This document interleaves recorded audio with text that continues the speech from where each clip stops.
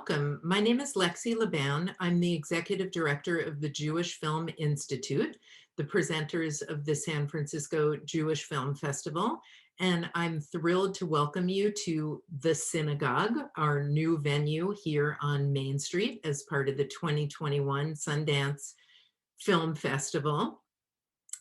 Usually we would be here together in the Kimball Arts Center having a light lunch and not so light conversation, and then trudging around in the snow, which I'm really missing right now. I never really thought I would be feeling that way. But the benefit of this wonderful online space is that we have the opportunity to welcome so many of you from the global online audience to our event. So welcome to all of you, and thank you to Sundance for having us. We are hosting 3 wonderful panels during this Sundance Film Festival. You're tuning in right now to Engines of Truth, a really nuanced and complex discussion featuring the leading Jewish nonfiction filmmakers working in the industry today. We're really lucky to have Caroline Libresco hosting the conversation. She is an independent producer, story consultant, former senior programmer here at Sundance, and she'll be talking to our guests about really the incredible body of work they've produced, the impact of that work in the world today, and their, personal journeys as Jewish women and as filmmakers working in the world. The other conversations that we're hosting are how to finish a film during a pandemic. This panel features the recipients of our inaugural completion grants program. Last year in 2020 at Sundance, JFI opened the call for entries for our very first ever completion grants program. And today we're opening up the applications for our second year. This is a fund that's dedicated to filmmakers working with Jewish themes. You don't have to be Jewish to apply, and the themes can be very broad. We're looking for films that are unexpected, surprising, that reflect the full spectrum of Jewish identity in its multiracial, multifaceted, and multi-perspective points of view. So if you have a project in the phases of rough cut in post-production, you need to have a rough cut to apply. Please consider submitting your project. And if you have questions about whether or not you're eligible, please feel free to contact our programming team. We also have a conversation on Sunday following the world premiere of Misha and the Wolves. This is an incredible documentary that's about truth, about storytelling. It's a documentary with many exciting twists and turns, and we'll be following the world premiere here with a conversation with the director of the film, Sam Hobkinson, in conversation with Sundance senior programmer, Harry Vaughn. So please consider tuning in for that discussion. For those of you who don't know about the Jewish Film Institute, we are the presenters of the San Francisco Jewish Film Festival. We just celebrated our 40th year. The SFJFF is the first and still the largest Jewish film festival.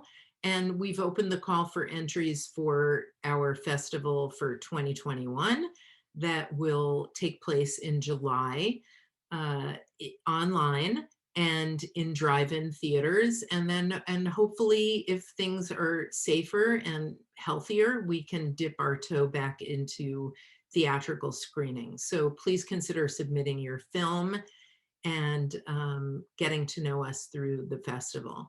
We also have an upcoming program, Winterfest, in February, the 25th through the 28th. And many of our online programs are open to national audiences. So please check us out at jfi.org, apply for completion grants, submit to the festival, and check out all of our wonderful films and conversations.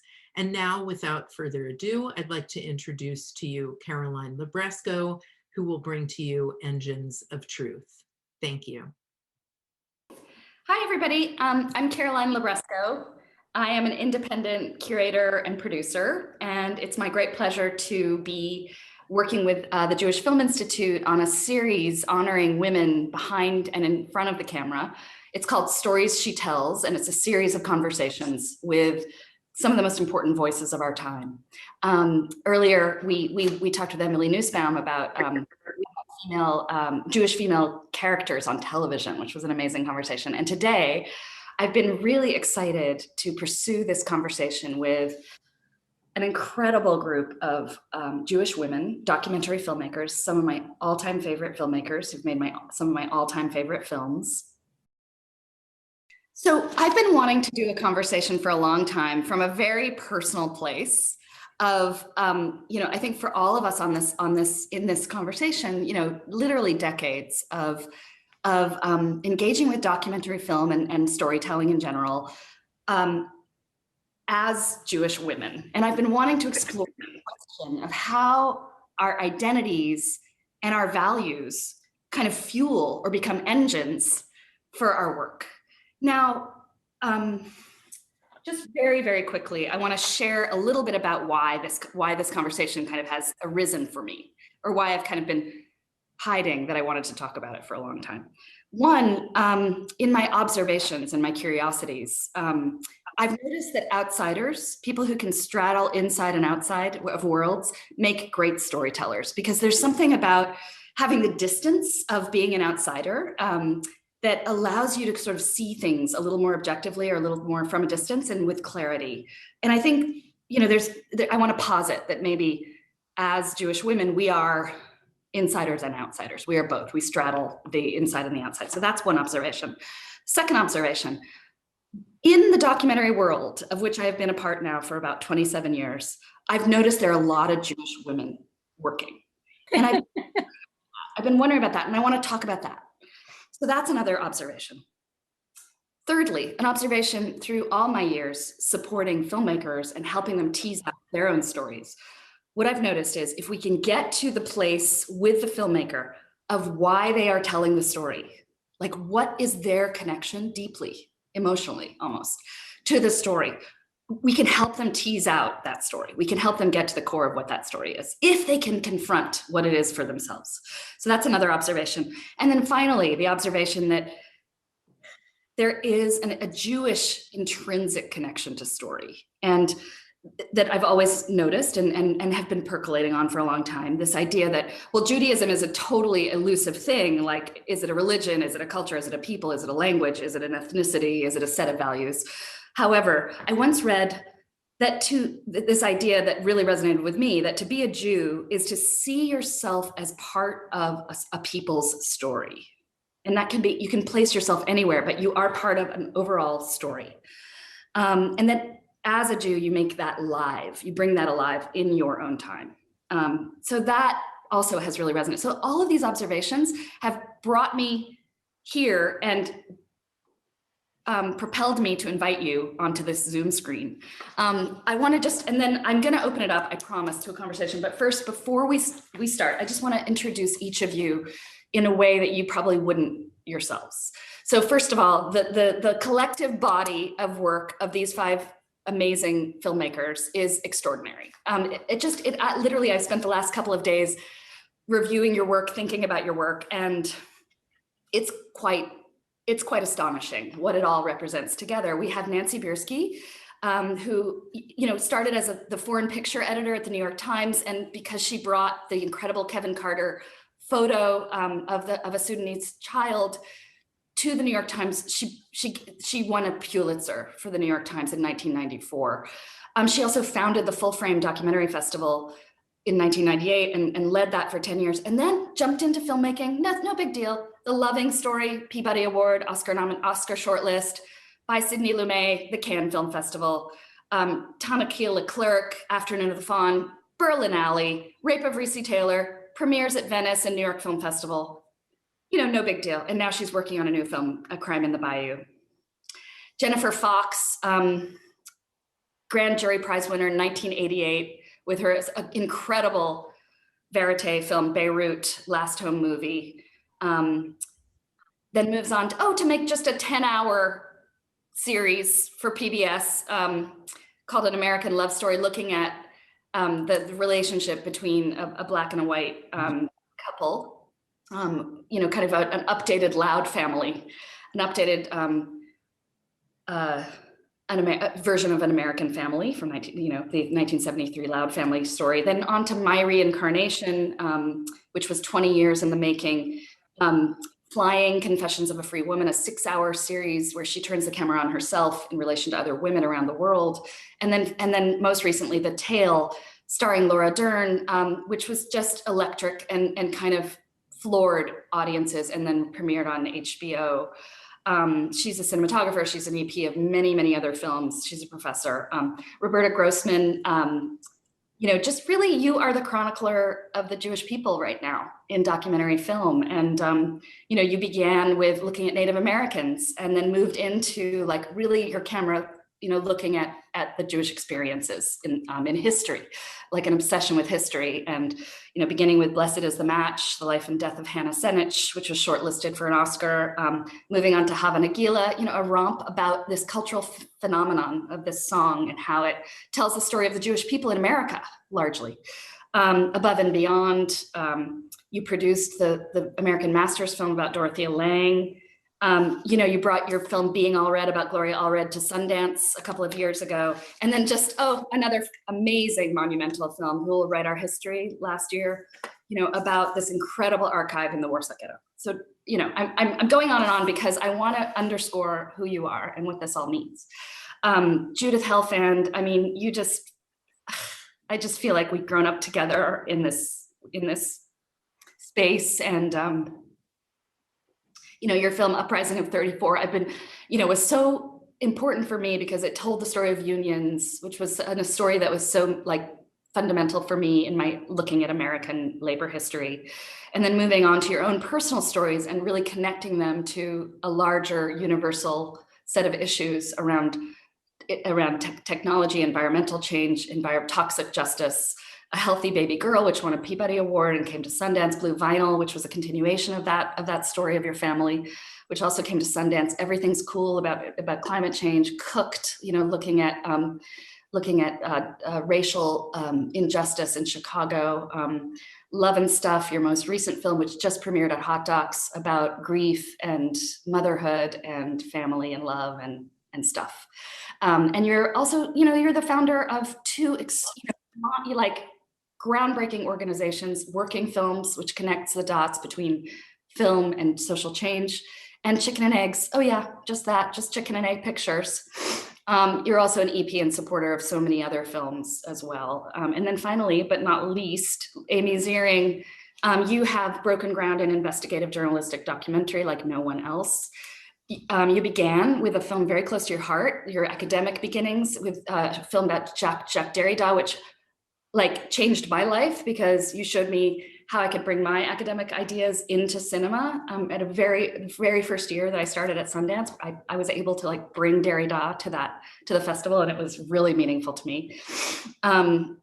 Outrage, you know, about in the closet gay politicians, Invisible War, which changed national policy on military justice, and you know, had an Oscar nomination and Emmy Awards. Hunting Ground, again, which changed how we saw rape and rape on campus, specifically Bleeding Edge, which has made changes in the last couple of years in the medical industry. And On the Record, the most recent film, which just came out and played at Sundance, about the music industry and sexual abuse of women in the music industry and race.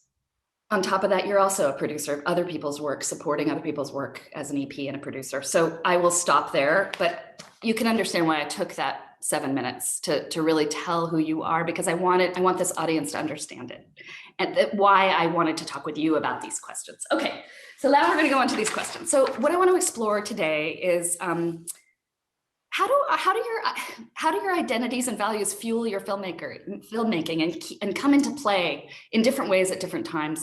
And in other words, what are your engines? Like, what is fueling you? What's giving you energy? What ideas and values and identities are giving you energy? And also, how do your identities as feminists, as Jews, as activists, artists, how do these identities intersect in different ways? And, you know, in other words, how does who you are shape your work, and how does your work then shape who you are? So I want to start with this question of, if you don't mind, and what I want to say too is I may be asking the wrong questions because I'm in my 50s and I'm, you know, frankly, my formative time was the 1980s and 1990s where we were obsessed with identity politics. So these questions may be off. So this is an experiment. It's an experimental conversation. I hope you will challenge the questions that I ask if you think they're not the right questions. But I do want to start with, I'm going to go to this forbidden place, which is, you know, even though Roland Barthes said, you know, the author is dead, the death of the author, we're not supposed to care about the author. We're supposed to separate out the work from the author. It's really about our relationship as an audience member to the work. I'm going to go into the forbidden place and talk about you as the authors. Okay, so can you guys talk a little bit about how you grew up and these categories, these identities of being Jewish and a woman or a feminist? Are these even relevant categories? How did you grow up? How did these identities form for you?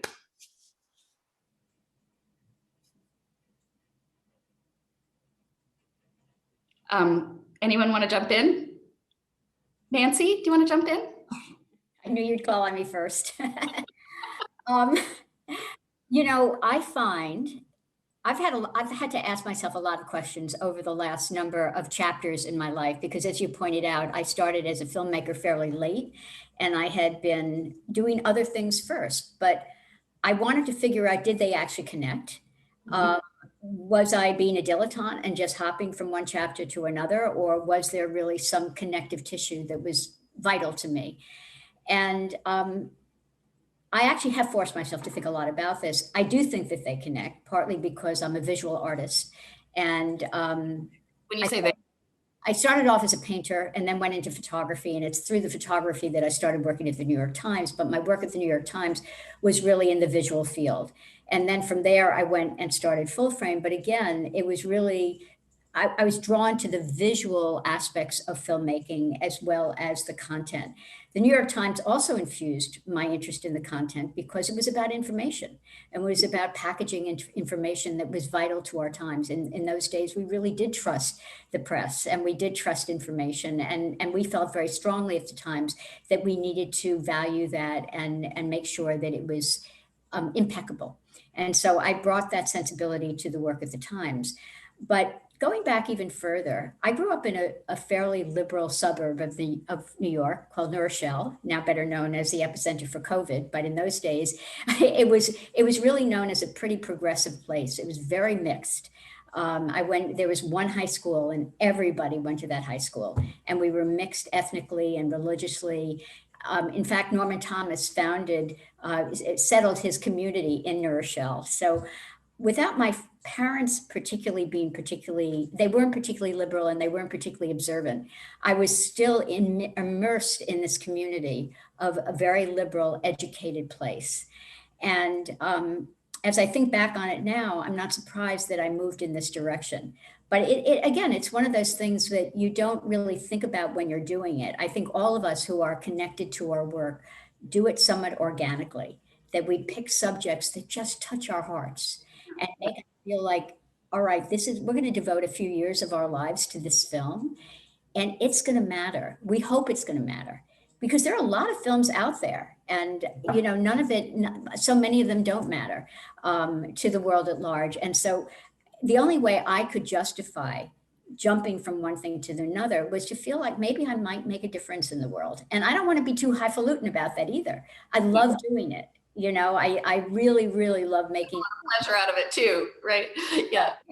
But you know, when I think about the work that I've done, I'd like to think, you know, when I started Full Frame, the first thematic program that I created there was one on tolerance. I was living in the South, and I was thinking, if I'm going to kind of indulge myself running this film festival, and I was very proud to do it, I was going to hope that we would walk away from that festival thinking about some of the issues that are embedded in our place in the South. And then I found myself making films that deal with racial injustice. Now, of course, today I'm thinking even more about representation and whether or not I should have made The Loving Story, The Rape of Recy Taylor, and now A Crime on the Bayou. These films have created a trilogy around systemic racism, around the law as it deals with race, and about people who have made a difference, not trying to change history, not being activists, but they stepped up because they were fighting an injustice and they wanted to do what was right. I'm rambling a little bit, but hey, great. It's all associative, you know, all of it. Well, I will stop because I want to hear from everybody else. But all I can say is that within the Black Lives Matter movement, I have been forced to think about the other, being an other, thinking about race and whether or not I should have made these movies. And I'm not going to answer that for you right now, but just know that I have been giving this much more thought than I did initially as I kind of moved through this organically. Right. Great. Let's continue to pick that question up of like, who are we in relation to these topics, you know, that you choose. Amy, will you talk a little bit about your upbringing and kind of just your identities, how they formed in your upbringing, and so we can kind of establish that. Yeah, sure. First, I want to say that it was very Jewish of you to say, question my questions. So, you know, it's like, if we want to start with what's Jewish, like, ground zero for Judaism is interrogation, rigorous and radical and endless, ceaseless interrogation, right? It's not, you don't get the scripture, you have midrash, you discuss it, you parse it, you unpack every word, and then you question your unpacking. So, I mean, I think it's kind of in our DNA and blood to be sort of rigorous and radical critical thinkers, you know, and that's not always in the lore of certain religions, but it is definitely in Judaism, you know, that's kind of at the heart. It's storytelling, and then how do you read and interpret these stories, and how do you challenge those interpretations, right? So there you've got kind of what our endeavor collectively is, or what the documentary endeavor collectively is. It's not stories you fabricate and then, right? I'm saying, as opposed to fiction where you invent a story and then put it forward. Right. We find the story, we are challenged by it, we try and shape it. It's not clean, it's messy, it's ambiguous. You know, there's questions afterwards, there's questions after the authorship of it, as Nancy's pointing out, you know, and that's ceaseless. So I think that's all part of what you're exploring or grappling with, is this what is Jewish in documentary filmmaking, and I would say, you know, that's probably one thing that came to mind when you were talking. The other thing I want to say, when you said forbidden territory biography, I just want to sort of unpack that a little, because it's not that. And what Bart and Derrida and everybody were saying was biography is integral. And if you actually watch our film Derrida, it's about sort of, we're teasing that, you know, what you do with biography. It's integral in that you're not ideologically neutral. Everything you do is going to be imbued with your history, your context, your experiences. It can't but be, which is back to what Nancy was saying about, am I the right person to make these kind of movies? So that's fair game. The intervention of French theory and, you know, continental thinking was, it doesn't matter though in terms of reception, because everybody who's seeing your work is bringing their own biography to it. So whatever you've put in it, you know, yeah, that's informed it, that's important, you know, that's there and you can't escape it, but they're coming with their own, you know, their own agendas, their own ideological backgrounds, their own perspectives, and they're going to be reading it. And it's that kind of, that's where, you know, the richness and the complication comes in. I hope that makes sense. Sorry for this short dissertation. It's fantastic, because there is a meta quality to this whole conversation. Of course, I'm trying to get at what is Jewish and what is feminist about the documentary pursuit, the documentary project. And you've just hit the nail on a big part of that head, I think, about interpretation, about our comfort with unanswerable questions. The greatest documentaries, I've said many times, are those that begin with a question that can't be answered, that is too hard it is too complex to answer. So I think we're comfortable with that. I think that's such a brilliant point. Thank you for saying that. Will you tell us a little bit about your upbringing? I'll come back to that. Hello? Hello, anybody? Can you hear me? People want you know, that's why everyone's multiple uncertainty, you know, and why, you know, you're seeing the trend is now like, let's find the. Okay, we're not hearing you, Amy. Can other people hear Amy? Yeah. And she's frozen on the screen too. Froze. Yeah. Okay. I'm gonna, Amy, desperate to hear what you have to say, but I'm gonna move on to someone else until we can get you again. She's gonna come back. Can you, She's back. She's back. Amy, try it again? We couldn't hear you for a moment. Sorry, am I back? Yeah, you're back. You're absolutely back. But I don't see it.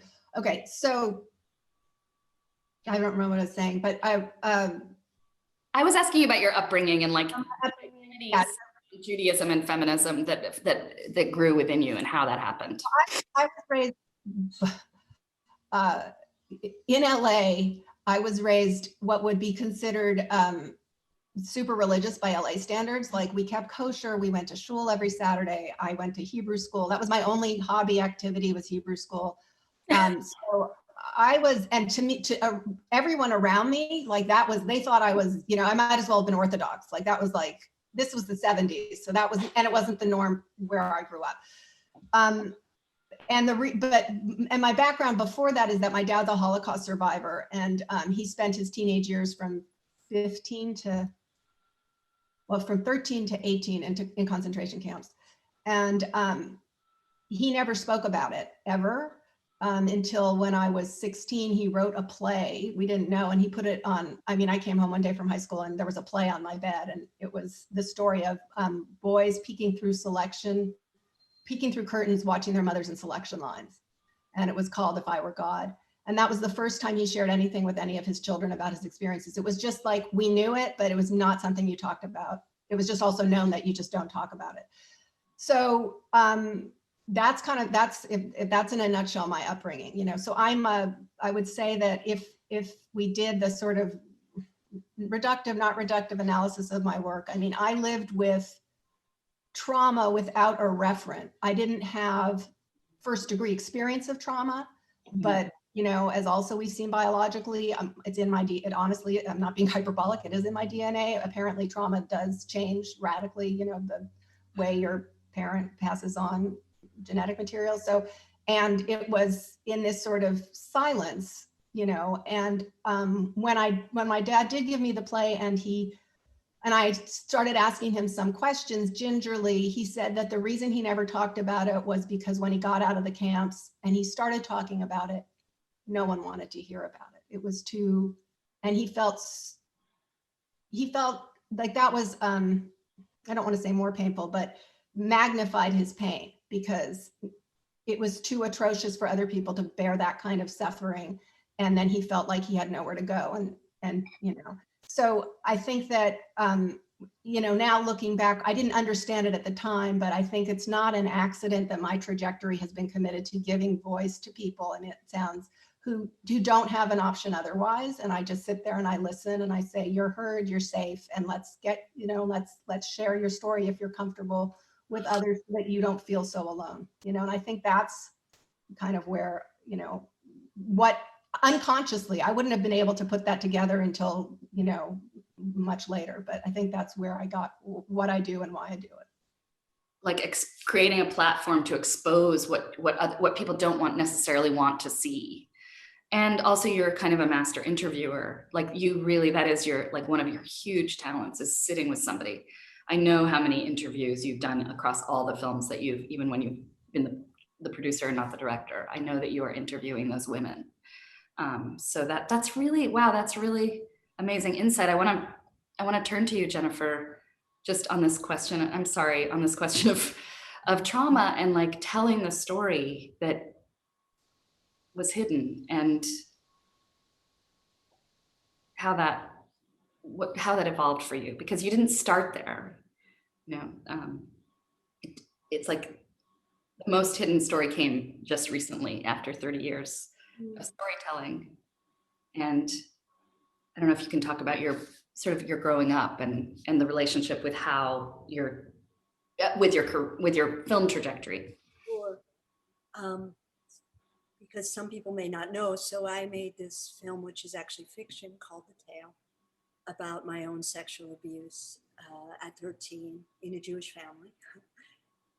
But it's really about memory, and it's about the stories we tell ourselves to survive, which goes very much to Amy's point. about trauma and trauma being genetically moved, passed on, etc.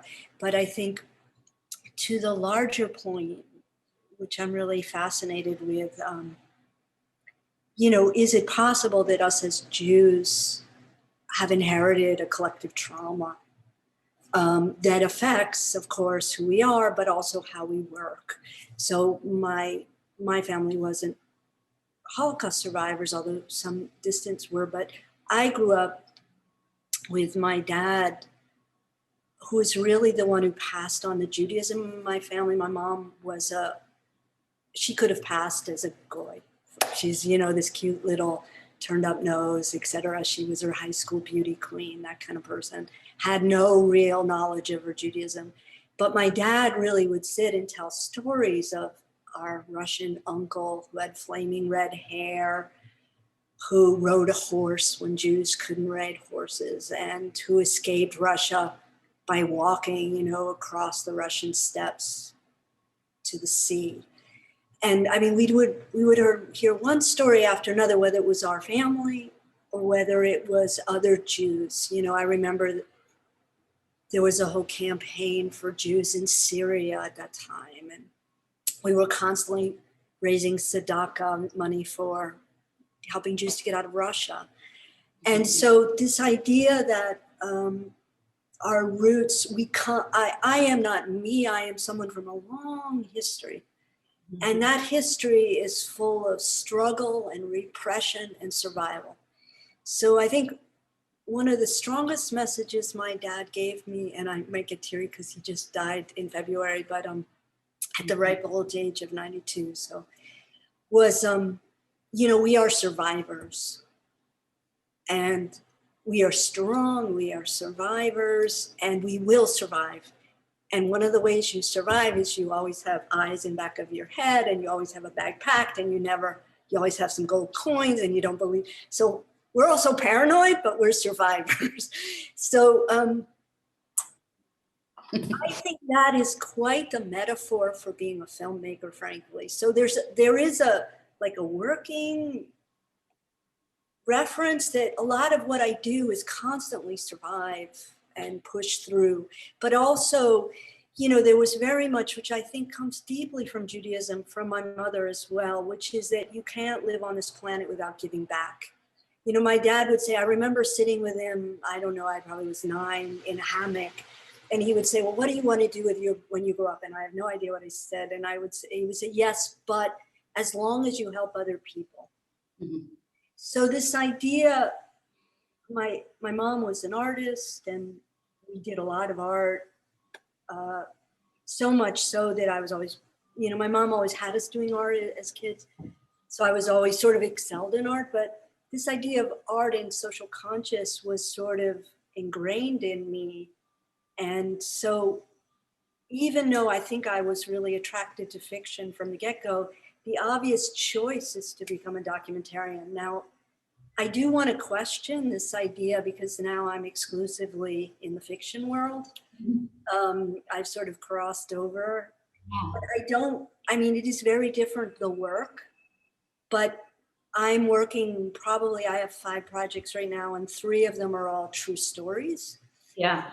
Frankly, my goal is the same as if they were documentaries. And I am. Yeah, you've coined a term called of issue-based fiction. Yeah. Yeah. So even the fiction that isn't based on true stories, I would say is issue-driven. But the thing is that, ironically, to Amy's point, here I made a film about my own sexual abuse and about memory. I'm right now writing a screenplay on a film that I was pitched as it was a medical murder mystery, but it's all about abuse.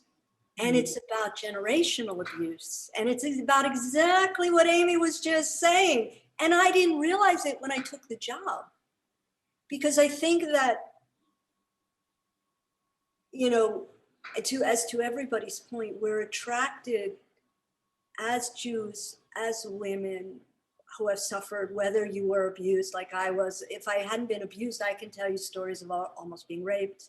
I can tell you many stories like all of us. So as Jews, as women, we're attracted to telling these stories to understand suffering and abuse in the world, and also repression and racial suffering. I mean, I think there are things that we naturally just come to from our Jewish and female background. Sometimes I think it's even more from a female background as well, because I know a lot of white Jewish men that don't get it. And here we are, I'm like, well, of course I get it. I'm a woman. Mm-hmm. You know, I mean, I've lived so many things, you know, don't get me started kind of thing. But Yeah. So I think it is just to summarize, trajectory from a very deep Jewish roots of suffering and survival to having very strong survival skills, as I'm sure all of us women do, from our Jewish identity, and surviving as women, and then putting that into form. I hope that all makes sense. There's something in the background for somebody, and I don't know what it is. It sounds like a faucet. New York, they're they're drilling. It's a jackhammer. It's a jackhammer, exactly. We're going to embrace it then. It's very Buddhist, right? To just say, hey, that's the sound. We're gonna add that in. Roberta, I want to go to you because Jennifer talked about history, like she's part of this history. And you, Roberta, are obsessed with history. Like you really want to tell historical stories. I know you wanted to be an historian initially and decided that, no, I'm going to make films instead about history. Can you talk about that kind of focus and obsession with history? What is that? And talk also about how that evolves out of your upbringing, who you are, who you became. I have absolutely no idea. You all are much more introspective than I am, and I'm listening to it. I'm thinking like, oh my God, what have I missed, right? And I have to say at the outset that one of the things that I was thinking about, and I've never thought about before while I was listening to all of you, is that I wonder if telling Jewish stories was a shield against being gay and being an out gay person, right? So, I mean, I think those are the two things that have informed my life. From the earliest, I mean, I knew that I was a lesbian from, I never used the L word, but I just did. But I knew I was that from a very earliest age, but I've never made a film about that, right? Yeah. I've never made a film that's informed by that. Right. And so I'm wondering what the heck is wrong with me, right? So I'm wondering if that in some way that I attach myself very intensely to my Jewish identity. I don't want to discredit that because there's a lot of juice there. Yeah. But I never thought about that before this listening to you guys. Maybe so thank you for this therapy. That was I'm paying you all, check by check. If you send me your Venmo and I'll pay you for the therapy. But I grew up in my grandparents, all four grandparents came from somewhere between Minsk and Pinsk. They came either before, right after, or during World War I. There was memories of pogroms, but I had no relatives that I knew of. But like I think Jennifer, you said that maybe or somebody said extended family, right? I think you said it. I went to Auschwitz like a couple of years ago for the first time, and they had these big hanging books there, like names of like everyone that they could record who died in the Holocaust. I don't know if they have 6 million names of Jews, but there were a lot of Grossmans. My mom's maiden name was Novak. Pages, hundreds of thousands of those. So I do have family, but I didn't know them. It wasn't like some relative writing like, why aren't you helping me get out, right? That wasn't part of my growing up. My growing up was really this like very American Jewish experience of my parents spoke Yiddish with their immigrant parents, but they didn't speak Yiddish to us. I'm the product of assimilation, and my family was not religious, even my grandparents. Nor were they particularly, they weren't, the red diaper, I wasn't a red diaper baby or grandbaby either. They were really good, middle class, upward mobility. My grandpa had a vegetable, kind of push cart in Chicago. And then, so to me, I think my identification came from trying to because I felt so intensely Jewish, right? I mean, when I grew up in LA, I didn't grow up like you did, Amy. I grew up in this very Jewish environment, right? Like I went to an elementary school. I don't think it was until I was in junior high or maybe even high school that I realized the whole world wasn't Jewish, right? Everybody was Jewish. But but not religiously so, or not, and not recent immigrants, not. So I grew up feeling the sense of lack of where's the real story? Where's the real history? Where's the banquet, right? From both the religious side, which I haven't really delved into in films, and just from the historical side. I mean, my heroines growing up, I mean, I cannot get over, and I still can't get over Emma Goldman, for example, right? I can't get over it. These women are just incredible. And I belonged to Hashemut Sayer when I was in high school. That was life transforming. So I have to say that the main reason I was because of a crush. But so I became this, really intense socialist Zionist, which I know most people today think is not two things that can go together, different story.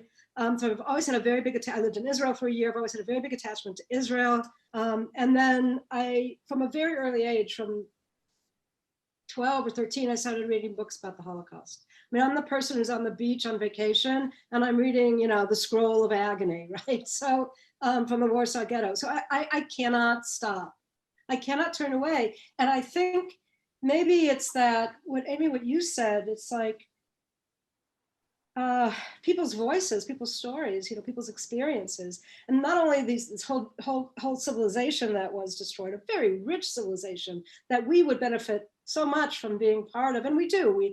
But it trickled down in a very watered down form. But I can't stand it that these people lived and died, and that their stories might not be told. And I think that that is a very that's a very Jewish impulse, but I think it's just a human impulse as well. That in some points I feel like it's not particularly sexy to make the kind of films I make. Believe me, I know that.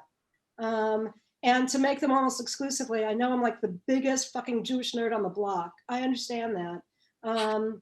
It's not all I care about, but this is what I've done so far. I hope there's more to come that might be very different. But I have this sort of feeling, and it's very egotistical of me, if I don't tell the story, it won't be told. Yeah. And then I become more egotistical to think that it might be told, but maybe it's not going to be very good. It's not going to be very well told. So, like the story of the Warsaw Ghetto. And again, Amy, thank you so much for coming to the screening last year. To me, it's like the most important story never told. And I'm sure you all feel that about every film you've made. But it's like, I can't live with myself if I don't tell that story. It's like, how can Emanuel Ringelblum, who created the archive of the Warsaw Ghetto, not be as well known as like Moses, right? I don't understand.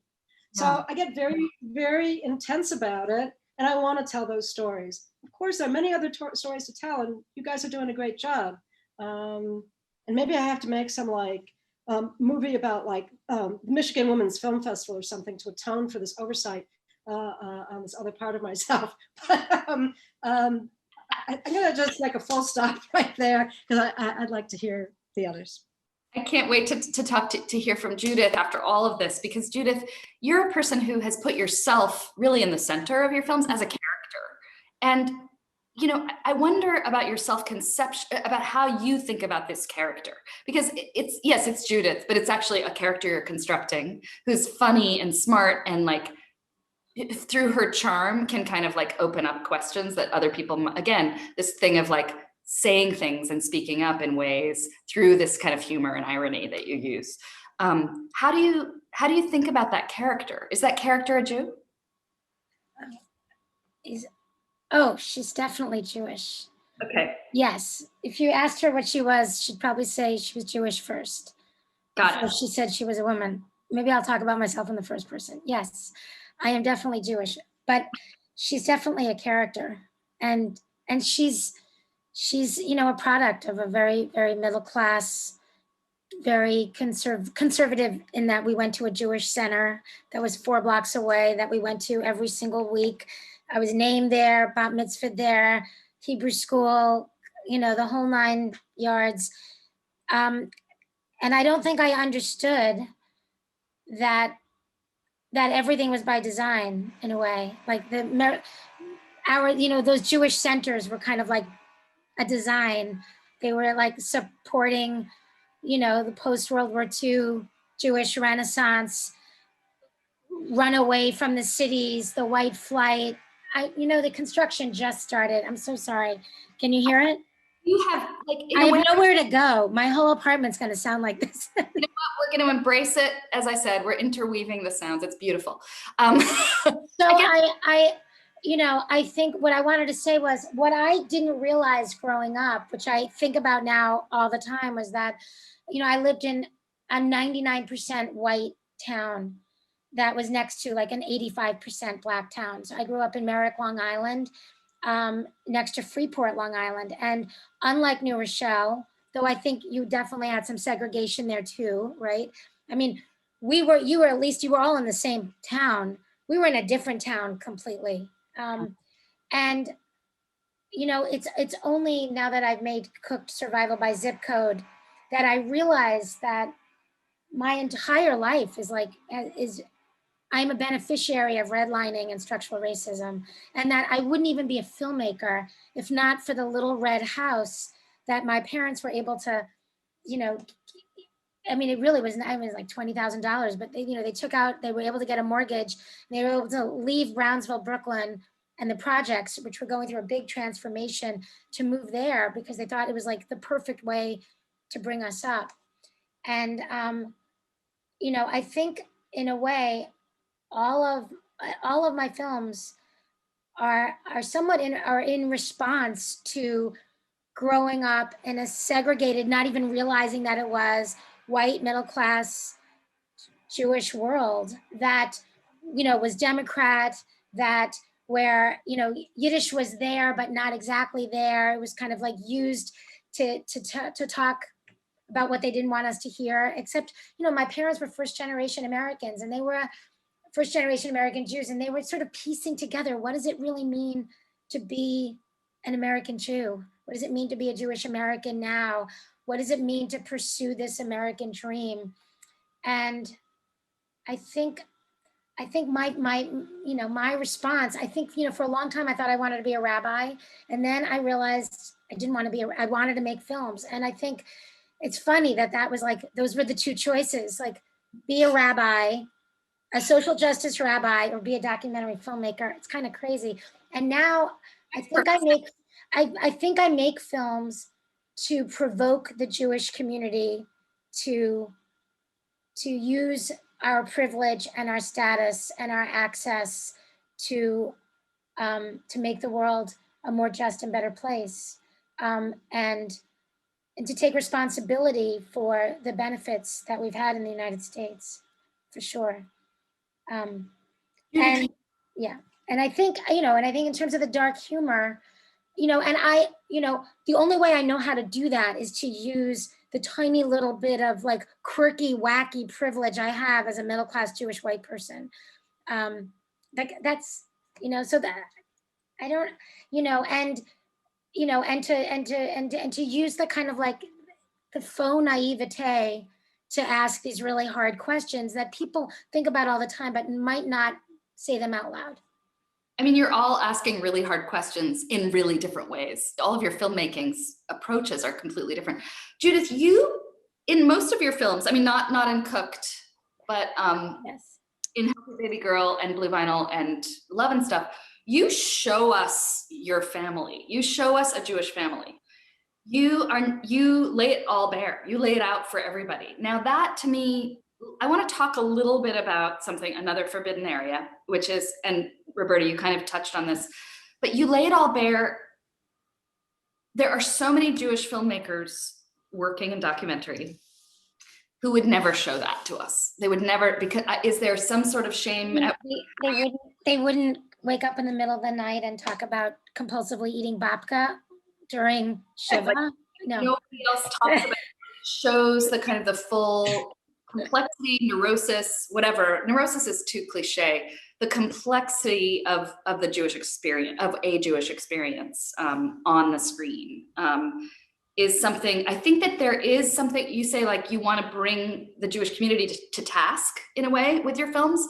I think others want to hide, sometimes want to hide that part of their identity in their filmmaking. That's a provocation right now that I'm making.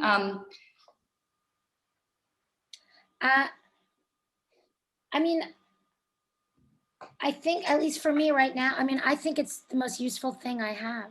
I think it's a very useful tool. I mean, Do you feel naked though? Do I hate the word tool, but do I feel naked?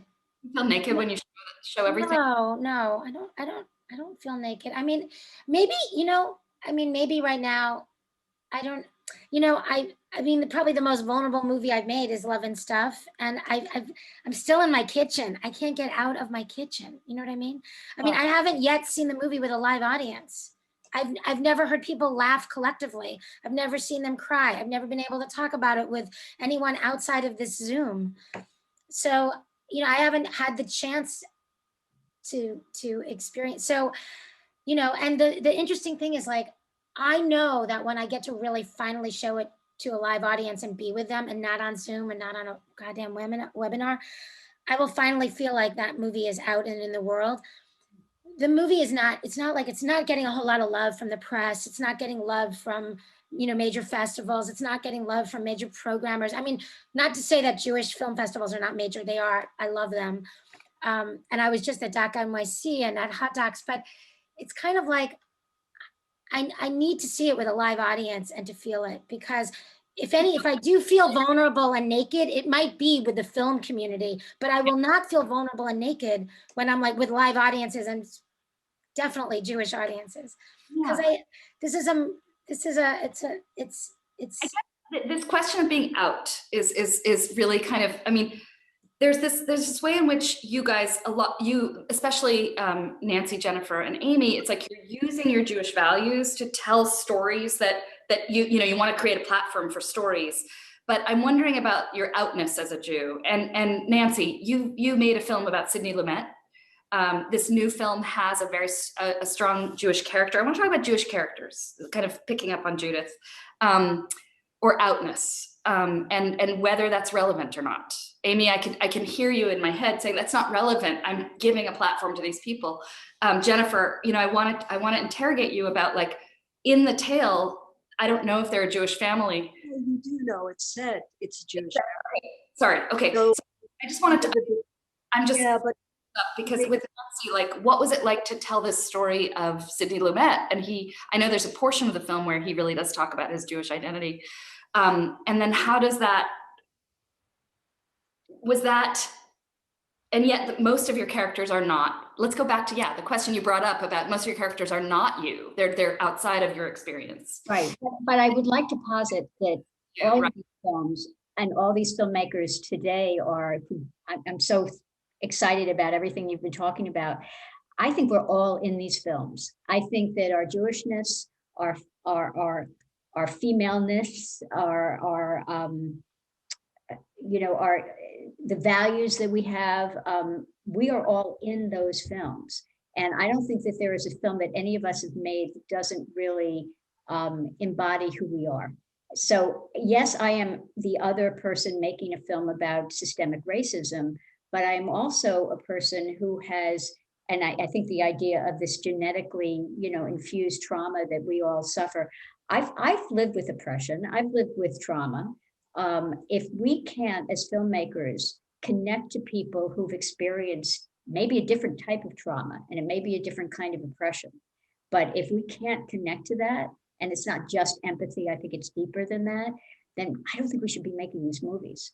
So, and it's deeper. What is it? I think it's identifying the trauma in here. You can't see me, but it's the identifying the trauma internally and coming to grips with it. And I try not to overthink it, and I try not to overanalyze it, because I'm afraid it will dissipate if I do. But I know that when I saw Gary Duncan, who was the subject of A Crime on the Bayou, talk about being arrested and harassed over and over again, and talking through his tears about what it felt like to not know when he was going to be traumatized living in Louisiana in 1966. Somewhere I knew that, I'm not a Black person. I'm not a man who was traumatized that way. I wasn't arrested, but somewhere in my background, I have been traumatized and oppressed. And I don't want to make a big deal about it.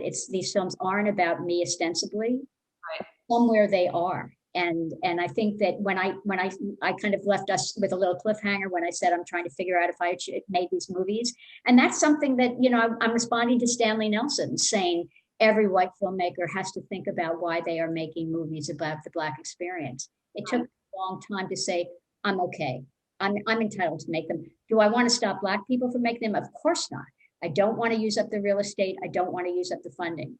But when it comes to experiencing some kind of trauma, and if you even want to call it oppression, I don't think there's anybody on the planet who hasn't experienced some of that.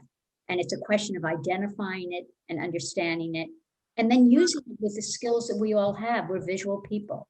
We've decided, as Judith said, she could have been a rabbi or she was going to be a filmmaker. So, you use the skills that God gave you and you put it out there. So I don't know, I'm rambling a little bit, but I do feel so strongly that we are making films that are personal to us, whether we are actually making a film about a Jewish woman. I want to just say that in my experience of observing and being curious in this arena, I echo that. I do, as I started with that statement that in observing storytellers developing their work and really finding their stories, that the only truth is when they can actually find it in themselves.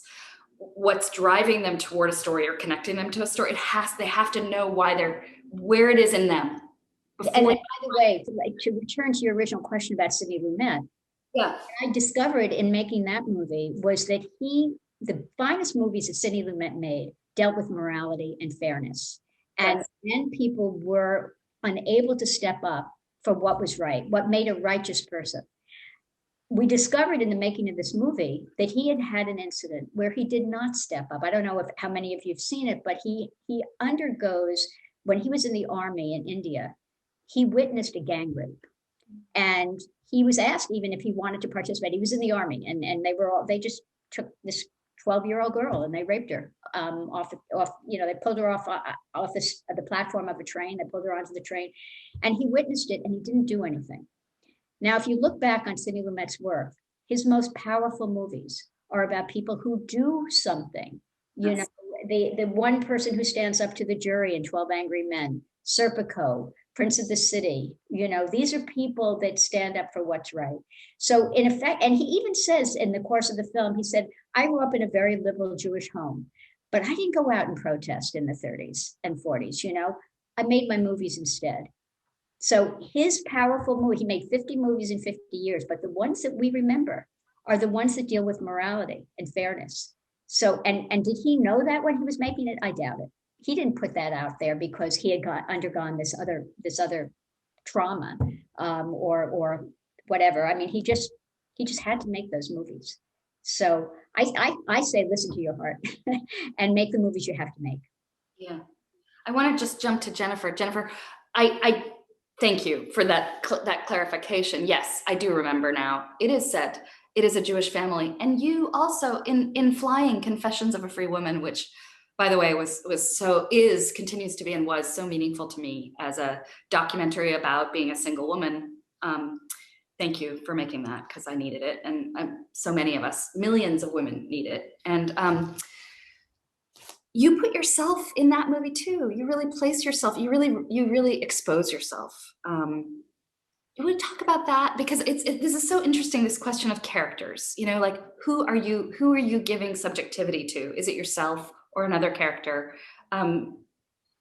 Maybe we're kind of verging on a theory from Nancy that you actually are always in these movies, but here you are in the middle of your movies, like Judith, in The Tale and in Flying Confessions of a Free Woman. And I wonder about, did you feel vulnerable? What was that like? And also, again, the Jewish thing, were you a Jewish character in both those movies? Well, jumping from Nancy, I really have come to think all films are autobiographical that we make, whether the audience knows it or not. So Nancy, thank you for saying that.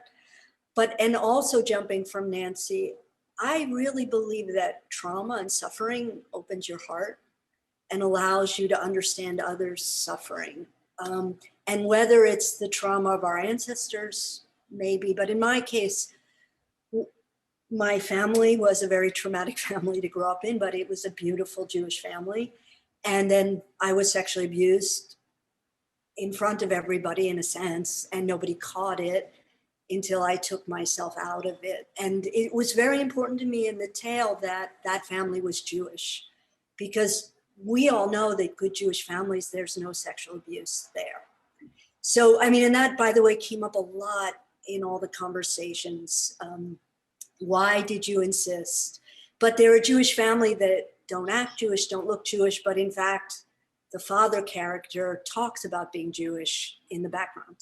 Anyway, what I wanted to say is, I also have another history, which is that in my family dynamic, being a woman was the worst thing to be.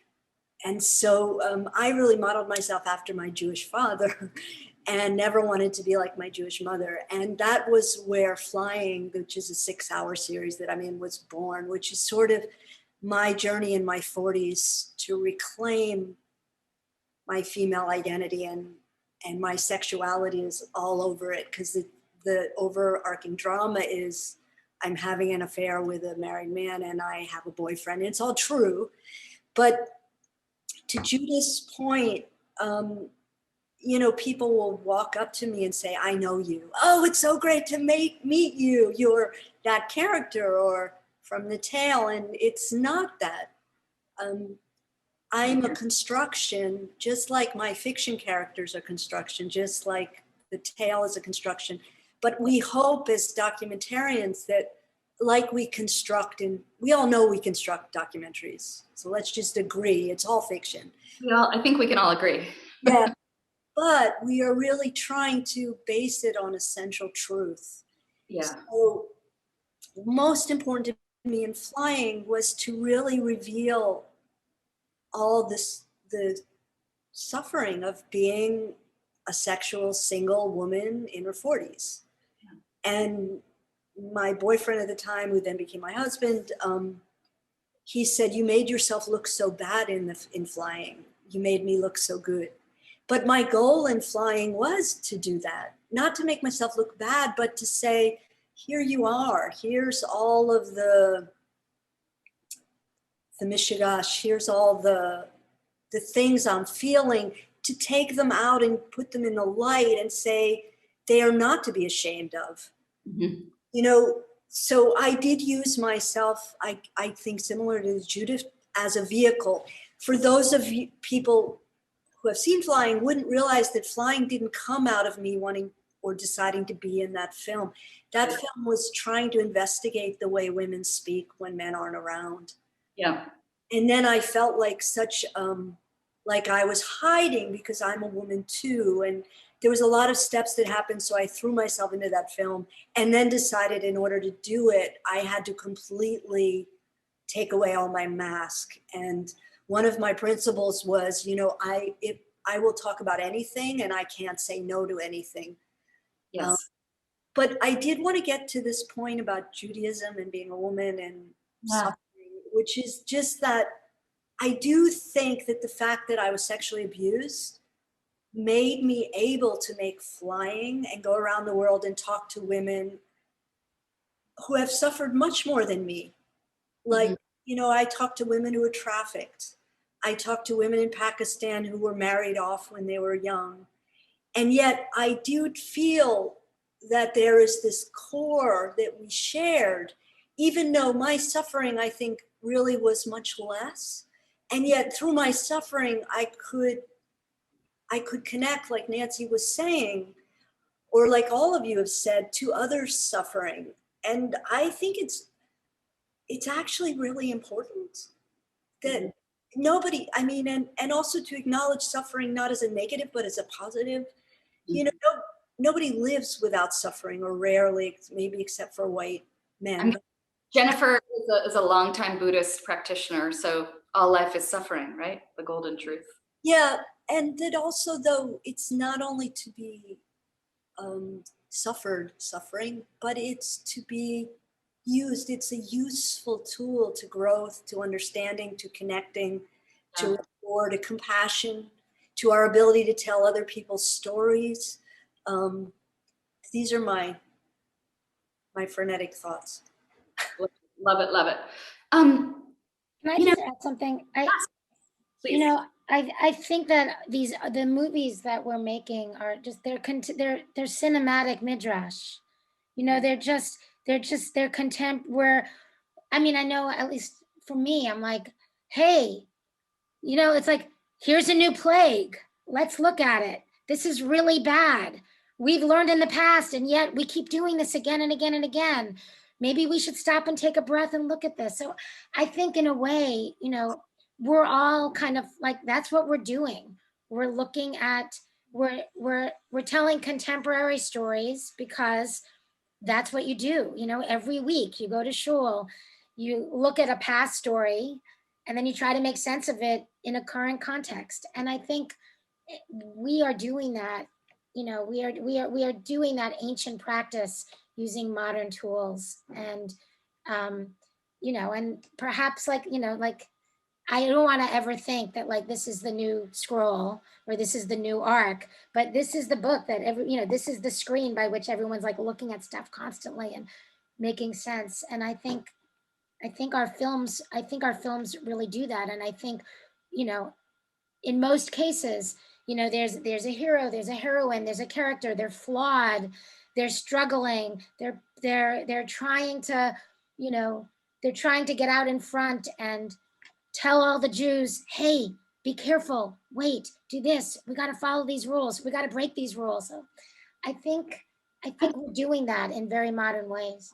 Inherent in like this collective of films and in a whole other broad collection of films, what we're seeing is actually the expression of American Jewish life in all of its complexity. I really do. Yet I don't think that the Jewish community, if that exists, if such a thing exists, sees it that way. But what we're seeing, actually, this is sort of what's percolating for me as a theory right now, that out of what you're saying, which is that this outpouring of independent film storytelling, both in documentary and in fiction, by Jewish filmmakers, because if all film is autobiography, this is Jewish expression. This is Jewish culture in America right now.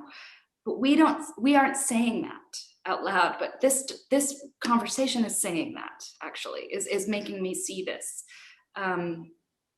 Roberta, what do you think of that? I think you're very smart. Well, of course, I'm thinking about the fact that as some of that what we're creating, Caroline, I don't know if you want me to speak about it, is a new fund for Jewish film, and Caroline has really pushed us to think about that in ever widening concentric circles. And all of, you know, everybody's saying, you know, okay, maybe my subject is not like Grandpa in the shtetl. Maybe it's, you know, about an African American woman in the music industry, but that we're expressing our Jewish identities, the social justice aspect of it, the remembrance aspect, the history aspect of it, that we're expressing our Jewish identity in multiple ways. And I'm not particularly interested in drawing a line on what's a Jewish film and what's not. Right.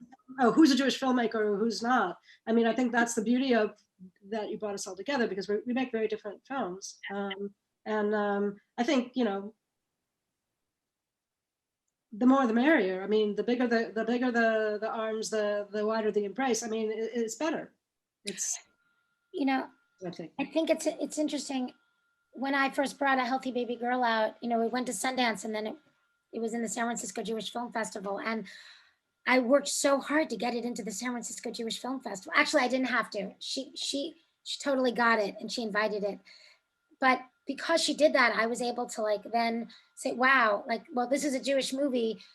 We're not dealing with holidays. We're not dealing with identity. We're dealing with reproductive injustice, right? We're dealing with cancer and toxic chemical exposure. And, you know, and then I was able to then say, when I brought it to the Jewish community, well, in the great spirit of all of these barren women, I'm questioning, like, what does it mean to not be able to have a child biologically? And what does Lador Vadora mean in this next generation when so many women can't because they've been harmed by toxic chemicals? And sort of, I was able to bridge these worlds. It's like connect back out to something bigger. Right, know, and to bring the outside into the Jewish community, and then to bring the Jewish community out to the environmental justice world in a way that was really, really important. And then I could actually build coalitions around toxic chemical exposure and community organizing and environmental justice organizing, and bring the Jews with me and sort of build this case that then I was able to kind of then actually take all of that and see what it looks like on screen with Blue Vinyl, when I connected the dots and really did look at environmental justice and racial justice. And again, I brought my community with me, but myself with me, but that was really in service of being able to like push the Jewish community to build these kinds of very, very important political and social bridges.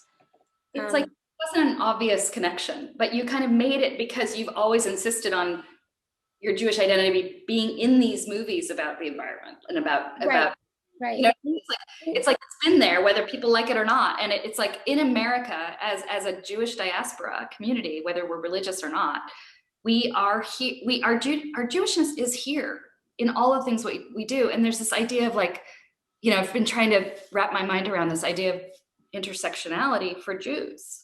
What is that? You know, and it's not something I don't think we've talked about a lot publicly, but this idea that like you are an intersectional person as a Jew, a woman, an American, an activist, an artist, someone who feels deeply about trauma, you know, or whatever. I think we, you know, is this another theory coming to the fore of like, as an American Jew artist, as American Jewish woman artist, can your Jewishness be, is it something separate, or is it just absolutely inextricable from all these other identities and experiences? And is that perhaps like giving us a hint at what American Judaism is at this point? You know, when we're brought up to believe as Jews that we should be giving back, you know, no matter how we're treated and no matter how oppressed we are, that's a big part of who we are as Jews. And that's taken a form today as we question allyship. You know, Jews should be giving back monetarily. They should be giving back in terms of their actions, tikkun olam. But we are also looking at what it means to ally ourselves with people who are even more oppressed or are currently super oppressed. And I think that as filmmakers, we as filmmakers have become allies to the rest of the world. That's where we as others kind of incorporate the other stories. So we don't necessarily have to be telling stories about Judaism or about ourselves, even though I do believe we are. Right. But in terms of our commitment to give back, we are, you know, if I made 3 films about social injustice and racism, I'm no different than the lawyers who went down to the South in '66 to become allies during the civil rights struggle. I mean, that's the meta sense that I have about what I'm doing. And I think that's what everybody in this room is talking about. Amy, what do you think of that? Because you are also sort of bringing social justice issues to the fore as in your filmmaking. How does that resonate for you, what Nancy said?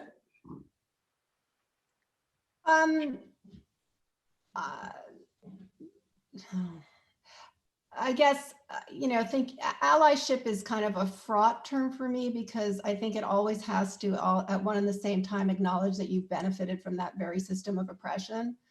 So, you know, you're an ally and you're oppressor. You know, like I'm here because I'm white. I mean, I'm talking to you right now, Caroline, because I'm white and I was economically privileged, you know, yep. And you know, I got so many things along the way so that I am able to do what I do. And so, you know, yeah, it's as long as allyship always comes with, that's why I just sort of stay away from that, because you have to acknowledge you've benefited from a really rigged game, and in a big way. And not only that, you've stepped on other people inadvertently, perhaps along the way in a big way. So, you know, it's important to, and the other part of it is, it's not that, or what Stanley Nelson's talking about, it's not that we can't tell these stories. It's just, let's look around and see how many people were excluded from telling these stories for fucking ever, and understand the need for, and there's a whole pipeline. There's generations that have been lost of filmmakers, of storytellers because of that. And so we always need to make sure that now, at least, you know, being anti-racist is making the playing field even. So yes, I mean, I'm all for everyone should be able to tell anyone's story, but you also have to understand that there's economic barriers that have prevented everyone from being able to do that. And it's a more nuanced conversation. I guess those are my thoughts off the top of my head. In one more time and just mention that I completely agree with Amy. And I've also made the point I've had to speak about this before, that we are not just privileged, we are complicit. Right. We have really stepped on. That's the step of the allyship that I think that's the one moment. And I wasn't saying this in contradistinction to you, Nancy, at all. I'm just saying these are my reflections, and that's the one step missing from the ally conversation. Right, and I completely agree with you. And I just feel that it's hard to get into all the nuances in this conversation, but I'm glad you brought that up, because there's no question that it's much more nuanced than I made it sound. I mean, Black Lives Matter, that's so fucking, I mean, we did this. That's right. Not their problem, you know, like, I mean, it's not theirs to fix, you know, and everyone's sitting there like, you know, tell me what to do. It's like, you did this, you got here just fine, never asking me any questions. Why are you making me try and come up with the solutions? You know, you guys, you white people, you go fix it, you figure it out. An interesting position as Jews, because we are white. We also are straddling insider outsider all the time. We're white. We also are the recipient of, you know, racist slogans by the KKK and by Charlottesville. So it's like we are in this that's a privileged position. I would posit. That's intersectionality. That's what you're talking about. It's not either or. It's not black and white. It's not one thing or the other. We've benefited and we've suffered. You can't. It's not an either. It's not like, you know, if Buddhism says all life suffering, even, you know, the 1% has their own surahs. You know, it's like, but you know. Singular role, I think, as Jews, as American Jews. I think in a society that's built on racism, we have a particular role to play. We are called upon in a way, I would say, as Jews, because we are inside and out. We can see both sides. Yeah, well, it's what you said at the start, is that the margins help you, you know, yes. Have a perspective that might not otherwise be available to you. I mean, this is one reason why I inserted myself in a very limited way. It's not personal, but it's very Jewish, in Cook, Survival by Zip Code, because, you know, because, you know, and I'm sort of like, and it's all predicated on big questions, right? It's just big questions. It's like, what does it take for us to be able to see the real underlying disaster, right? So it's like, does it, you know, is it a heat wave? Is it a flood? Is it, you know, is it the raging fires? Is it COVID? Right? Yeah. It's like, you know, it's survival by zip code, and it's all goes back to structural racism and redlining. And, you know, on one level, when I started that movie, that wasn't like, those were not the big questions that I was asking, but it took like almost 18 years to make it. So hi. But in the end, it came out at a very interesting moment when the race discussion was so radically different. I mean, the reality was not different at all. It's just the difference was that we were talking about it in such a different way. Can I interject something? Finish your thought. Sorry. No, I'm just saying, if I was making that movie now, I might pause and not make it, but because I'm in it as an out white Jewish person asking these questions, it's very clear like where I'm coming from, and that I'm trying to kind of parse out, what does this survival by zip code mean? How does it work? How does it function? Who are the beneficiaries? Who gets hurt the worst? How does this continue to happen over and over again? And what is our opportunity and our role in trying to change that, you know, now and in the future? And I think one way to ask those questions is to be out about who you are, so that you can like bring your community with you. And in one way, maybe by being that out, you are being an ally on some level, I think. Yeah, that's interesting.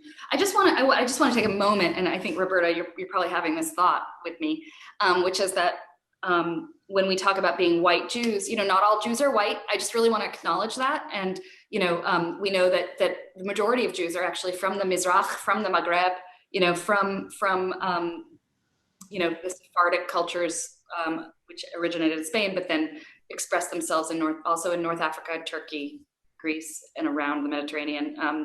and that in America we are multiracial as well, and we're multilingual, we're multinational. I just want to acknowledge that, because I think also the assumption for most I think one of our jobs too, and we're thinking a lot about this with Jewish story partners, and just don't want to deflect from your work, but I think since we're all talking about like our role, it's like our role is also to expand what the Jewish story is, to reflect the actual Jewish story, and the Jewish stories, the experiences, the communities, not the community of experience and the and the people. It's like there are many. Yes. And that's also why we're intersectional as a people, and why we have a lot to bring and a role to play in that. That was too messagey, but I just wanted to acknowledge and recognize that reality. Are we all Ashkenazi? This just turned out to be very Ashkenazi Zoom. I'm half.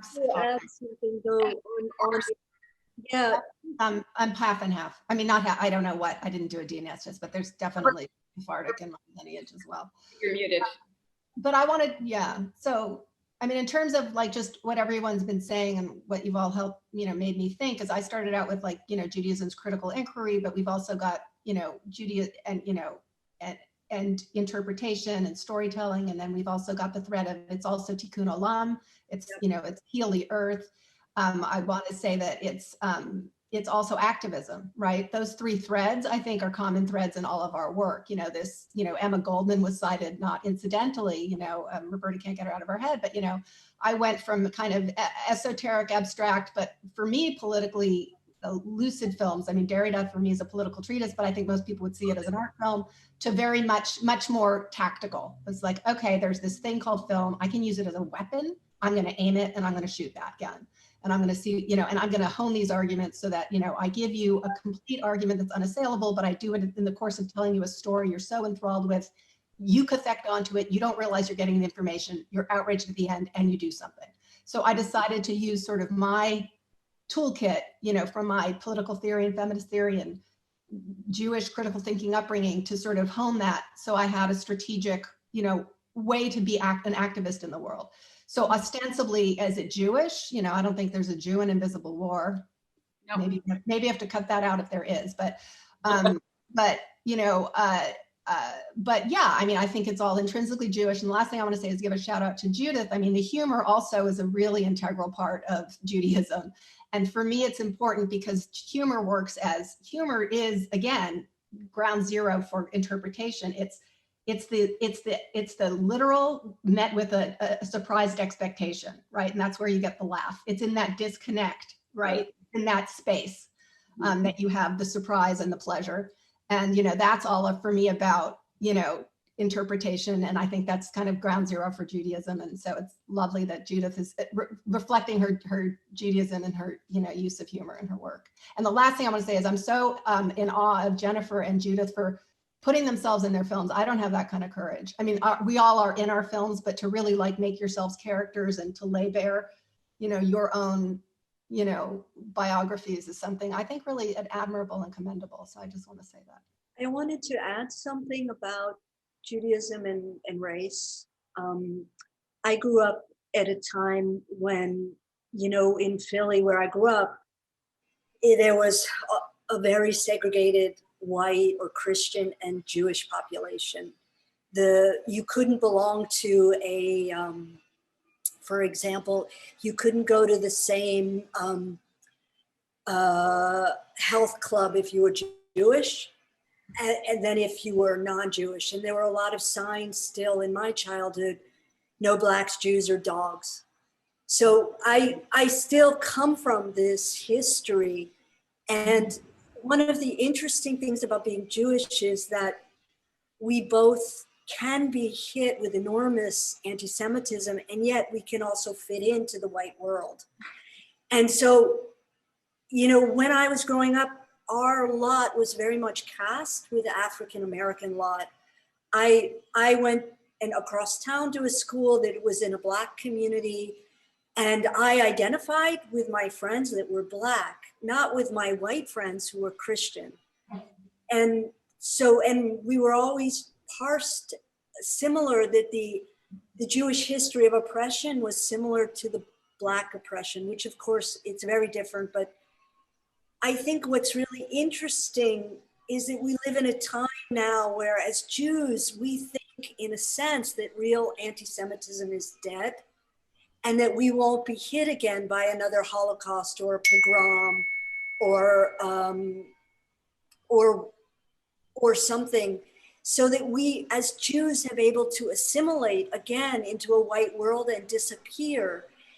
I just think it's so interesting, and I'm not saying anything definitive. Like, I made a 10-hour series about race and love precisely because, and that was autobiographical, though I wasn't in it, I was in a relationship with a Black man, and yet he was the one who got arrested when he was running on the street, not me, because I'm white.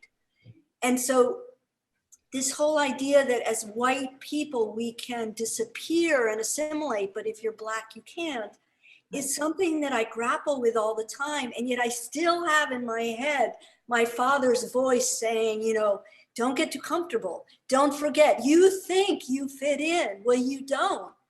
Like, there's all these things that I think we are straddling as Jewish women and Jews. And maybe it's important to remember that we're straddling a lot, as well as understand that there's no way we can understand completely the experience of being Black in America, that we are outside, that we are part of this white world. So I don't know, I'm just raising a million things. So I just wanted to put it out there. Great. I think we're all, I think this whole conversation in a way, it's six separate people, but we're interweaving a bunch of ideas, and that's what I hoped for. And we have a few minutes, and I just want to offer, if anyone wants to say anything else, this is of course going to ultimately be open-ended, but I think we also have had a bunch of realizations together and come to those together as collaborative thinkers. So please feel free to make final comments. Well, I want to say, you know, there's the story on the screen, and then there's the story in the room or the Zoom, and the story of, you know, the conversation that takes place, and then the actions and the long, you know, the ripple effect. And so I just want to say that I hope that the new initiative that you and Roberta are doing, I think sometimes the most Jewish part of a movie might be that conversation that takes place and the intention that the filmmaker has going into it and what they wanted to do. So, you know, I'm just thinking about the kinds of conversations that Nancy's films inspire or Amy's films inspire, and I want you guys to do engagement. That's what I'm saying. I'm putting you on the spot. I want you to think about how, you know, there's the text on the screen and then there's the text afterwards, and they're both equally important. And I think, you know, how a Jewish filmmaker utilizes the texts that they create and what they do with it, you know, we should be pushing everybody to be like really utilizing these movies and these forums and the opportunities we have to push and provoke. Mm-hmm. I mean, I think that's like one of the most Jewish parts of this whole process is what happens afterwards. Can I just add, as a closing, I really appreciate your suggestion that there are more questions here than there are answers. And I want to underscore what Amy said about how fraught the idea of what we are doing is, whether we think we're allies or we're not allies, how privileged we are, but how we can in some ways identify, but not really. I mean, there are just so many nuances to it. If nothing else, this year has taught us that we need to amplify voices that have not been heard enough, and that maybe we have to step back. So that was the final answer to my question, that maybe I've done this enough. I may have been entitled to do it because I felt so strongly about some of the oppression, but maybe it's enough already and it's time to open the platform for many more people. So if nothing else, this conversation today helps us recognize how contradictory and how and fraught these answers are. Yeah, it's really complex stuff. Anybody else want to throw in anything, Roberta? You're muted. Okay. I do. Yeah, no, not anymore. I have a very fast unmute. You know, it's like I lean forward and I'm on.